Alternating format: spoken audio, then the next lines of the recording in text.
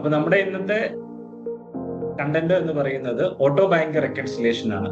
അപ്പോ ഒരു അക്കൗണ്ടന്റ് എന്ന നിലയിൽ ഏവർക്കും സുപരിചിതമായ ഒരു പദമാണ് ബാങ്ക് റെക്കൺസിലേഷൻ സ്റ്റേറ്റ്മെന്റ് എന്ന് പറയുന്നത്. അതേപോലെ തന്നെ ഏറ്റവും കൂടുതൽ തലവേദന ഉണ്ടാക്കിയിരുന്ന ഒരു സെക്ഷൻ കൂടിയാണ് ഇത്. നമ്മൾ 6.0 നമ്മുടെ ലേറ്റസ്റ്റ് ടാലി വേർഷൻ 6.0 ആണ് ഇപ്പൊ നിലവിലുള്ളത്. ഇതിനു മുമ്പ് വരെ നമ്മൾ ഇത് മാനുവലി ആയിരുന്നു ചെയ്തുകൊണ്ട്. ബാങ്ക് റെക്കൺസിലേഷൻ എന്ന് പറയുന്നത് നമ്മുടെ ബാങ്കിലുള്ള സ്റ്റേറ്റ്മെന്റ് നമ്മുടെ ടാലിയുടെ അല്ലെങ്കിൽ അക്കൗണ്ടിങ് സോഫ്റ്റ്വെയറിന്റെ ബുക്സുമായിട്ട് മാച്ച് ചെയ്യിക്കാം. ഈ മാച്ച് ചെയ്യിക്കുന്ന പ്രോസസ്സിനെ പറയുന്ന പേരാണ് ബാങ്ക് റെക്കൺസിലേഷൻ എന്ന് പറയുന്നത്. അത് നമ്മൾ ചെയ്തിരുന്ന ടാലിയിൽ 5.1 വരെ ചെയ്തിരുന്നത് നമ്മുടെ ബാങ്കിന്റെ സ്റ്റേറ്റ്മെന്റ് എടുക്കും, എന്നിട്ട് നമ്മൾ മാനുവലി ആയിട്ട് പോയി ഓരോ ഡേറ്റ് കൊടുത്ത് അതിനെ അപ്ഡേറ്റ് ചെയ്യും. അതേപോലെ തന്നെ നമുക്ക് ഇല്ലാത്ത എൻട്രീസ് നമ്മൾ ഓരോ എൻട്രീസും എൻട്രി ബൈ എൻട്രി ആയിട്ട് നമ്മൾ ടാലിയിൽ റെക്കോർഡ് ചെയ്യണം. ഫോർ എക്സാമ്പിൾ പറഞ്ഞാൽ നമ്മുടെ ബാങ്ക് സ്റ്റേറ്റ്മെന്റിൽ ബാങ്ക് ചാർജസ് ഉണ്ട്.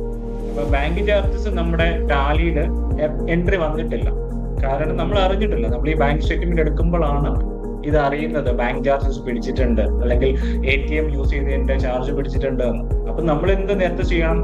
ഓരോ എൻട്രിയും റെക്കോർഡ് ചെയ്ത് അതിന് നേരെ ഡേറ്റ് കൊടുത്ത് ആയിരുന്നു നമ്മൾ ചെയ്തുകൊണ്ടിരുന്നത്. അപ്പം അതിൽ നിന്നൊക്കെ മാറ്റമുണ്ടായി. ഇപ്പൊ ടാലി തന്നെ 6.1 നമുക്ക് ഓട്ടോമാറ്റിക് ആയിട്ട് ബാങ്ക് റെക്കൺസിലേഷൻ ചെയ്യാൻ പറ്റും. അപ്പോൾ അതിനെക്കുറിച്ചാണ് സംസാരിക്കാൻ പോകുന്നത്. നമ്മളൊരു ഇൻട്രൊഡക്ഷൻ പറഞ്ഞു കഴിഞ്ഞു. ഇത് ഏറ്റവും ഇമ്പോർട്ടന്റ് ആയിട്ടുള്ള ഒരു റോളാണ്. നമുക്ക് ഒരു അക്കൗണ്ടന്റിന്റെ ഒരു ബിസിനസ് ഫേമിനെ സംബന്ധിച്ചിടത്തോളം അവരുടെ ബുക്സ് ഓഫ് അക്കൗണ്ട് ക്ലിയർ ആക്കുക, പ്രോപ്പർ ആക്കുക എന്നത് സംബന്ധിച്ചോളം ഏറ്റവും ഇമ്പോർട്ടന്റ് ആയിട്ടുള്ള കാര്യമാണ്. കാരണം നമ്മുടെ ഈ ബാങ്കിന്റെ ബാലൻസ് നമ്മുടെ ബാലൻസ് ഷീറ്റിൽ റിഫ്ലക്ട് ചെയ്യുന്നതാണ്. അപ്പൊ നമ്മളൊരു ഫിനാൻഷ്യൽ സ്റ്റേറ്റ്മെന്റ് കൊടുക്കുമ്പോൾ അത് ഏറ്റവും കൃത്യമായും ആക്യുറേറ്റ് ആയിട്ടും കൊടുക്കുക എന്നത് നമ്മളെ സംബന്ധിച്ചിട്ടുള്ള വളരെ കാര്യമാണ്. റെക്കൺസിലേഷൻ സ്റ്റേറ്റ്മെന്റ് ഒരു മന്തിലെ നമുക്ക് ഒരു മണിക്കൂർ കൊണ്ട് ചെയ്ത് തീർക്കാൻ പറ്റുന്ന രീതിയിലേക്ക് ടാലി അത് അപ്ഡേറ്റ് ചെയ്തിട്ടുണ്ട്. അപ്പോൾ ഇതായിരുന്നു നേരത്തെ ഉണ്ടായിരുന്ന സ്ക്രീൻ. ഏവർക്കും അറിയാം, അക്കൗണ്ട്സ് സംബന്ധമായി നിൽക്കുന്ന എല്ലാവർക്കും അറിയാം. നമ്മൾ ഏവരും ചെയ്യുന്നതാണ് ബാങ്ക് റെക്കൺസിലേഷൻ മാനുവലി ആയിട്ട് ചെയ്യുന്നത്. അപ്പൊ ഇത് ചെയ്യുമ്പോൾ കുറെ പ്രശ്നങ്ങൾ വരുന്നുണ്ട്, നമുക്ക് എറേഴ്സ് വരുന്നുണ്ട്. അപ്പൊ ആ എറേഴ്സിനെ എല്ലാം നമുക്ക് ഇഗ്നോർ ചെയ്യാൻ വേണ്ടിയാണ് നമുക്കിപ്പോ പുതിയതായിട്ടുള്ള ഓട്ടോ ബാങ്ക് റെക്കൺസിലേഷൻ വന്നിരിക്കുന്നത്. അപ്പൊ ഈ സ്ക്രീൻ നമുക്ക് ഏവർക്കും സുപരിചിതമാണ്. നമ്മള് ഓരോരുത്തരും പോയി ബാങ്ക് ഡേറ്റ് അപ്ഡേറ്റ് ചെയ്തിട്ടുകൊണ്ടാണ് നമ്മൾ ഇതിനെ ബാങ്ക് റെക്കൺസിലേഷൻ സ്റ്റേറ്റ്മെന്റിനെ ടാലി ആക്കിക്കൊണ്ടിരുന്നത്. അപ്പോൾ അതിന് എറേഴ്സ് വരാൻ സാധ്യത കൂടുതലാണ്.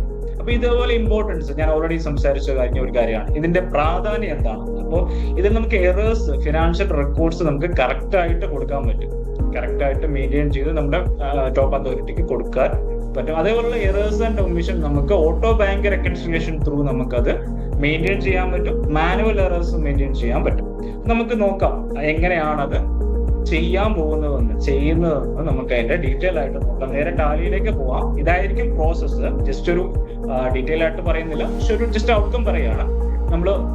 നമ്മുടെ ബാങ്ക് സ്റ്റേറ്റ്മെന്റ് നേരെ ടാലിയിലേക്ക് ഇമ്പോർട്ട് ചെയ്യും. ഇമ്പോർട്ട് ചെയ്തതിനു ശേഷം ഇങ്ങനെ ഒരു സ്ക്രീൻ ആയിരിക്കും നമുക്ക് കിട്ടുക. ഇമ്പോർട്ടിങ് സമ്മറി ആയിരിക്കും കിട്ടുക. അതിന്റെ ഒരു സ്റ്റേറ്റ്മെന്റ്, ഒരു ബാങ്ക് സ്റ്റേറ്റ്മെന്റ് വരും. അതേപോലെ ബാക്കി നിങ്ങൾ റെക്കൺസിലേഷൻ.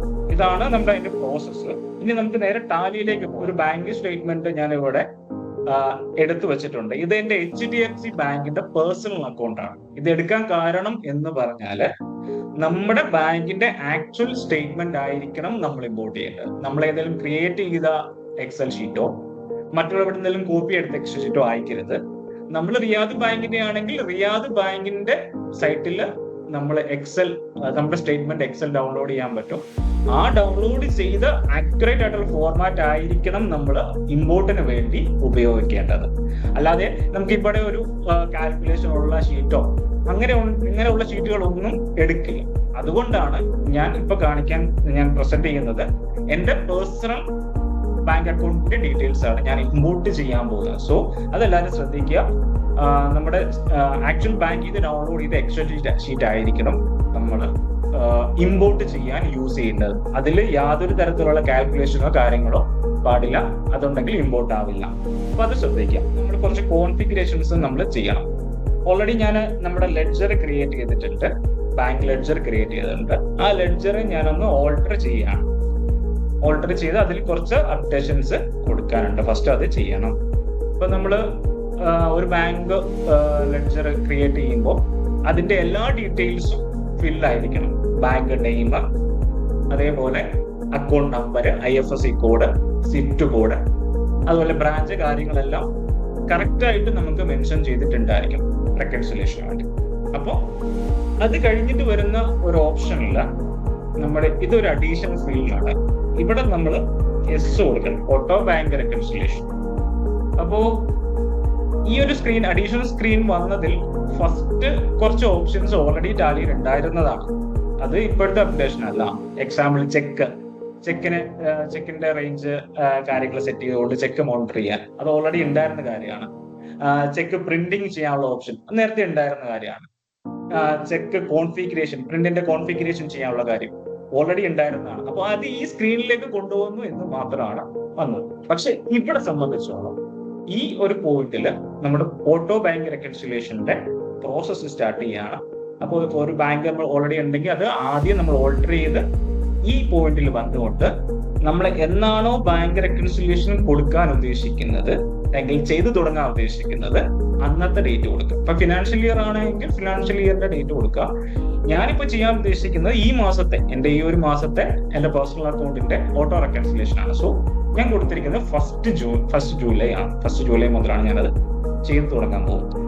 ഇനി അടുത്ത വന്നു, ഇനി നമുക്ക് അതിന്റെ ഓപ്പണിംഗ് ഉണ്ടാവും. എക്സാമ്പിൾ നമുക്ക് കഴിഞ്ഞ മാസങ്ങളിൽ നമ്മുടെ റെക്കൺസിൽ ചെയ്യാത്ത എൻട്രീസ് ഉണ്ടാവും. അപ്പോൾ ആ എൻട്രീസ് ഞാൻ ഈ 30th കൊണ്ട് റെക്കോർഡ് ചെയ്യാൻ എനിക്ക് ഇങ്ങനെ ഒരു ഓപ്ഷൻ ഉപയോഗിക്കാം. അപ്പൊ ഇതെന്ന് പറയുന്നത്, ഈ വിൻഡോ എന്ന് പറയുന്നത് നമുക്ക് റെക്കൺസിൽ ആകാത്ത കിടക്കുന്ന എൻട്രീസ് നമുക്ക് ഇങ്ങോട്ടേക്ക് ആ ഓപ്പണിംഗ് ബാലൻസ് ആയിട്ട് കൊണ്ടുവരാൻ പറ്റും. നെക്സ്റ്റ് മന്തിൽ ഏതെങ്കിലുമൊക്കെ എമൗണ്ട് വന്നു കഴിഞ്ഞാൽ നമുക്ക് ഓട്ടോമാറ്റിക് ആയിട്ട് അതിനെ അപ്ഡേറ്റ് ചെയ്യിക്കാൻ പറ്റും. സോ ഞാൻ ഓപ്പണിംഗ് ബാലൻസ് കൊടുത്തു, ആ ഓപ്ഷൻ കൊടുത്തു. ഇനി ഈ ഒരു മെത്തേഡ്, ഇവിടെ ഒരു ഓപ്ഷൻ ഉണ്ട്, ഓട്ടോ ബാങ്ക് റെക്കൺസിലേഷൻ ഓൾട്ട്. അപ്പോൾ ഇത് എനേബിൾ ചെയ്യുമ്പോൾ അടുത്തൊരു വിൻഡോ വരും. ആ വിൻഡോ വരുന്നതിൽ ഏതാണ് ഡെപ്പോസിറ്റ്, ഏതാണ് നമ്മുടെ വൗച്ചർ ടൈപ്പുകളാണ് ഇവിടെ ചൂസ് ചെയ്ത് കൊടുക്കേണ്ടത്, സെറ്റ് ചെയ്ത് കൊടുക്കേണ്ടത്. ഇപ്പൊ ഡെപ്പോസിറ്റ് ഏതാണ്, അതുപോലെ വിഡ്രോവൽസ് ഏത് വൗച്ചർ ടൈപ്പാണ് യൂസ് ചെയ്യേണ്ടത്, അതേപോലെ നമുക്ക് അതിന്റെ ക്യാഷിന്റെയും ഡിഫറൻസ് ഉണ്ടെങ്കിൽ അതിന് ഏത് വൗച്ചർ ടൈപ്പ്. ചിലവർ ജേണലൊക്കെ യൂസ് ചെയ്യും. ഇപ്പോ കോൺട്ര തന്നെ യൂസ് ചെയ്യണമെന്നില്ല, ചിലവർ ജേണൽസ് യൂസ് ചെയ്തുകൊണ്ട് ട്രാൻസാക്ഷൻസ് ചെയ്യാറുണ്ട്. അങ്ങനെയാണെങ്കിൽ ഇവിടെ ജേണൽ ചൂസ് ചെയ്ത് കൊടുത്താൽ മതി. അതിനാണ് ഈ ഓപ്ഷൻ കൊടുത്തേക്കുന്നത്. അപ്പോൾ നമ്മളിവിടെ വൗച്ചർ ടൈപ്പുകൾ സെറ്റ് ചെയ്ത് കൊടുക്കുന്നു. ഇനി അടുത്ത ഓപ്ഷൻ എന്ന് പറയുന്നത്, നമുക്ക് ഇമ്പോർട്ട് ചെയ്യുമ്പോൾ നമുക്ക് വൗച്ചർ സേവ് ചെയ്യാൻ, വൗച്ചറും കൂടെ സേവ് ചെയ്യാൻ പറ്റുന്ന രീതിയിലുള്ള മെത്തേഡ് ആയിരിക്കണം നമുക്ക് ചൂസ് ചെയ്യേണ്ടത്. അതാണ് എളുപ്പം. ഇമ്പോർട്ട് മാത്രമല്ലാതെ വൗച്ചറും കൂടെ സേവ് ചെയ്യാനുള്ള ഓപ്ഷൻ കൊടുക്കണം. അത് വെസാക്കി കൊടുക്കുക.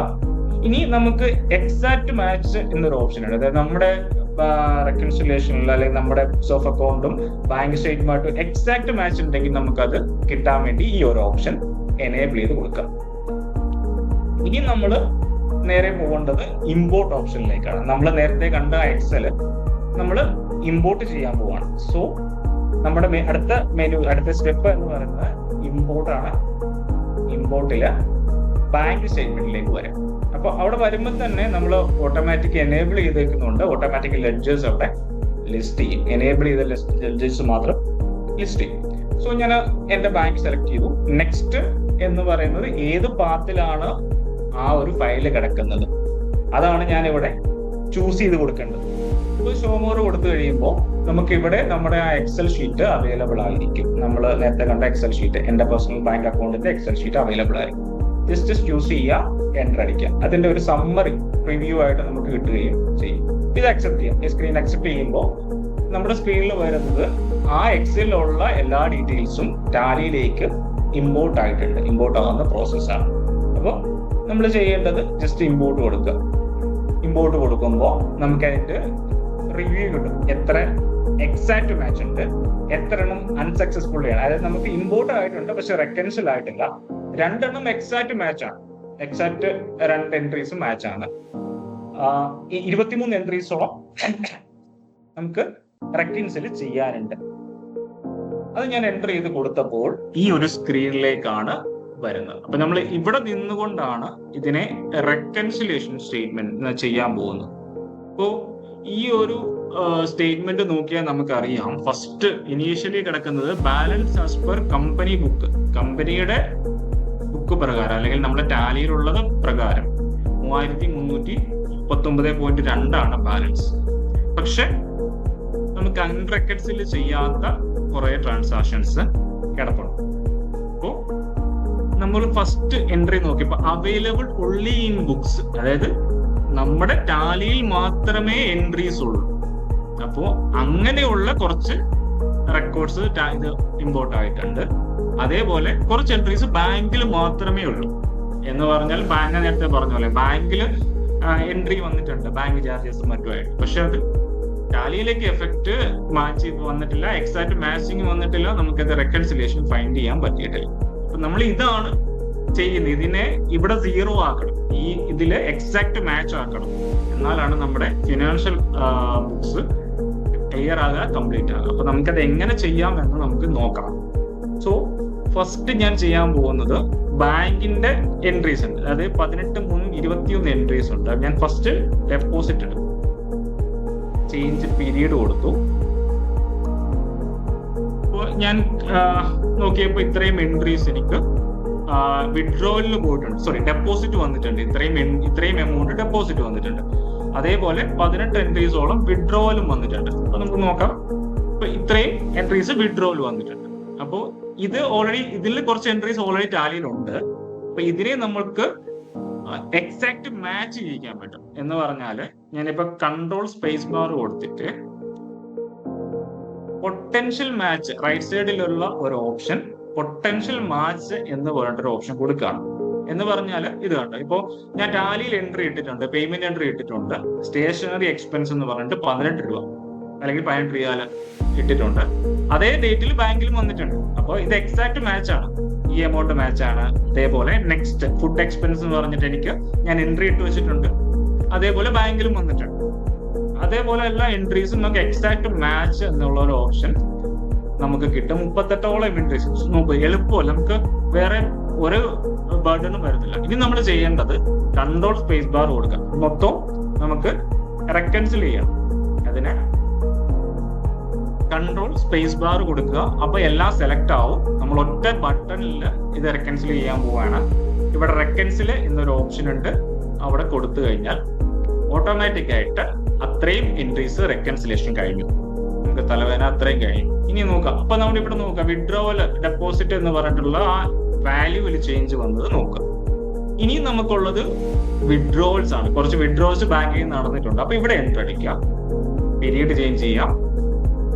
അപ്പൊ നോക്കൂ, ഇത്രയും എൻട്രീസിൽ നോക്കൂ, ഇത് ഒരു ATM ഫീ ആണ്.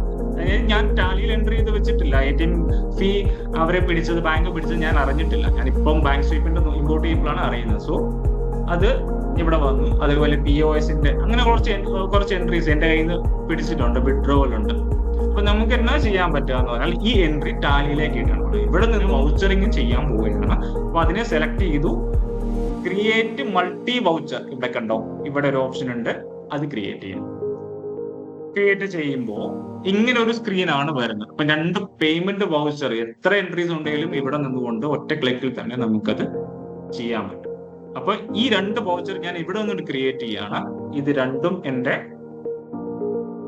ATM ഫീ ആണ്, അല്ലെങ്കിൽ എക്സ്പെൻസ് ആണ്. അപ്പൊ ഞാൻ ഇവിടെ വേറെ ഒരിടത്തും പോകണ്ട, ഇവിടെ നിന്ന് ഒരു Alt C ക്രിയേറ്റ് ചെയ്തു, ബാങ്ക് ചാർജസ് എന്നുള്ള ഒരു ലെഡ്ജർ ക്രിയേറ്റ് ചെയ്തു, under indirect expenses. This is enough. നമുക്കത് അവിടെ ലെഡ്ജർ ക്രിയേറ്റ് ചെയ്ത് കൊടുത്തു, സേവ് ചെയ്യുന്നു. ഇനി നമ്മൾ ചെയ്യേണ്ടത് മാർക്ക് ആസ് റെഗുലർ. ഈ വൗച്ചർ നമ്മൾ ക്രിയേറ്റ് ചെയ്ത് ആ ടൈമിൽ തന്നെ ഓട്ടോ റെക്കൺസിലേഷൻ ചെയ്യുകയാണ് ചെയ്യുന്നത്. കഴിഞ്ഞു, ആ എൻട്രി കഴിഞ്ഞു. ഇനി നമുക്ക് ഓരോ സിംഗിൾ എൻട്രി ആയിട്ട് ഇടണമെങ്കിലും അതിനും, സിംഗിൾ വൗച്ചർ ആയിട്ട് ഇടണമെങ്കിലും അതിലും പോസിബിൾ ആണ്. ഇത് ചെയ്യേണ്ടത്, ഇത് സെലക്ട് ചെയ്യുന്നു, ഇവിടെ ക്രിയേറ്റ് വൗച്ചർ കൊടുക്കുന്നു.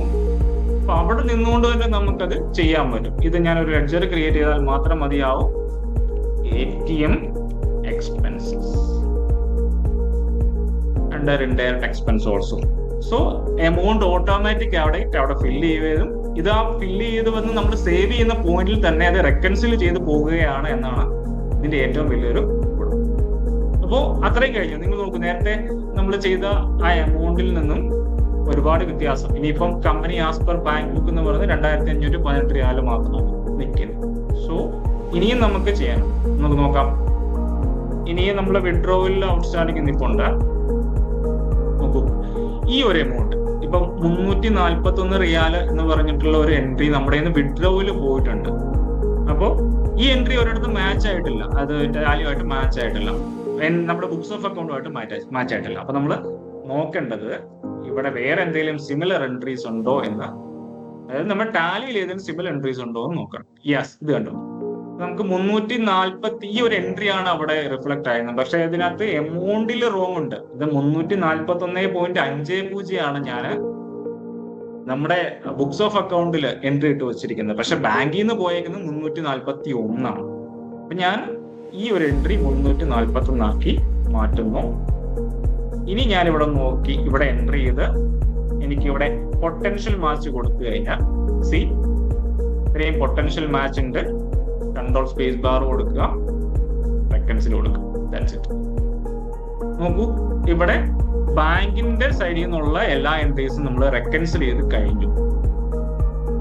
എല്ലാ എൻട്രീസും നമ്മൾ ഇതിൽ റെക്കോർഡ് ചെയ്ത് കഴിഞ്ഞു. ഇനി balance bank as per bank balance എന്നുള്ളത് 2519 മാത്രമാണ്. അപ്പൊ ഇവിടെ ഒരു എൻട്രി കിടപ്പുണ്ട്. എന്താണ്? നമ്മുടെ ഒരു 5000ന്റെ. അത് എവിടെ നിന്ന് വന്നാണ് നമുക്ക് നോക്കാം. സി, ഇത് നമ്മൾ ഓപ്പണിംഗ് ഇട്ട് കൊടുത്തതാണ്. ഓപ്പണിംഗിൽ ഒരു റെക്കൻസിൽ ചെയ്യാനുള്ള ഒരു എൻട്രി ഉണ്ടായിരുന്നു.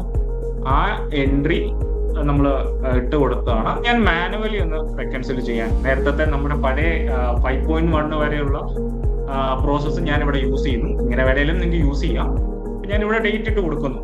എക്സാമ്പിൾ 1/7/2025.